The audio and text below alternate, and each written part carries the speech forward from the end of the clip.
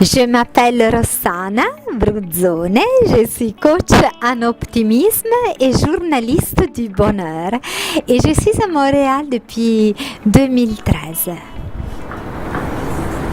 Moi, je suis ici pour un rêve qui n'était pas au début mon rêve, dans le sens que j'étais en Italie, j'ai enseigné au secondaire, j'aimais beaucoup ce que je faisais, j'aimais beaucoup mes élèves, mes collègues, mais c'était un moment de ma vie où je sentais le besoin d'un changement.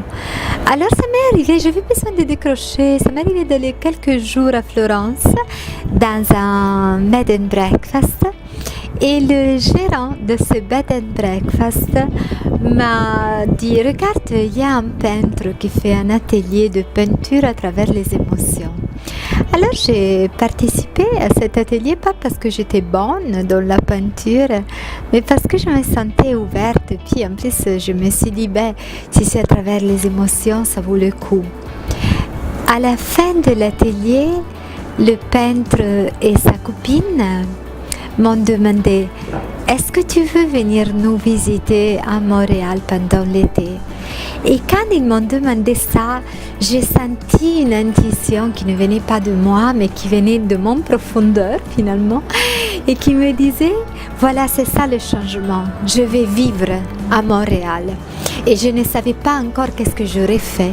Et en plus, j'avais jamais rêvé de vivre au Canada. J'aimais, oui, le Canada parce que j'avais entendu parler du Canada comme un bon pays, mais j'avais jamais imaginé, même pas de le visiter. Alors, c'était pas mon rêve, c'était un rêve de Dieu.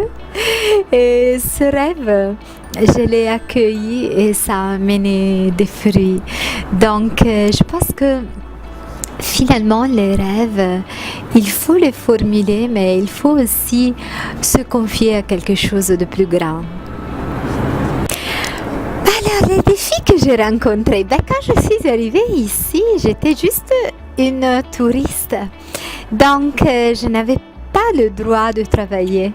Mais le fait de ne pas avoir le droit de travailler m'a permis de me rapprocher le plus possible à ce qui était le sens profond de ma mission ici, et de répandre la joie et l'optimisme à travers des ateliers d'écriture optimiste et puis à travers le documentaire Montréal, la plus heureuse, où les personnes disent et partagent pourquoi elles sont heureuses à Montréal.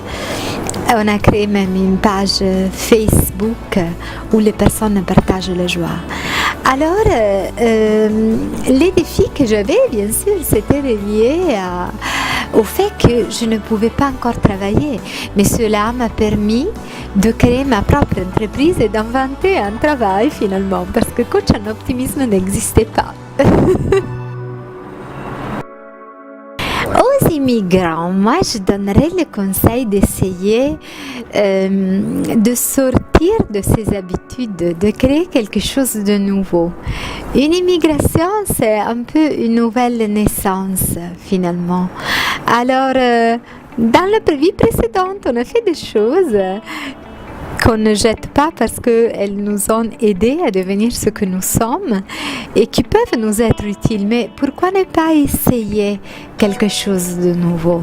Alors, aux nouveaux arrivants, je conseille d'essayer. C'est une occasion unique. Mon prochain rêve, alors, c'est que Montréal soit reconnu officiellement et même à l'étranger comme la ville du bonheur. On a fait un travail de fou quand même. Il y a plein de personnes, plus que 150 personnes qui ont dit pourquoi elles sont heureuses à Montréal, se sont déplacées, ont donné leur temps. Puis il y a les ambassadeurs du bonheur, il y a un mouvement autour de ça. Alors écoutez-nous, on veut devenir la ville du bonheur pour tout le monde.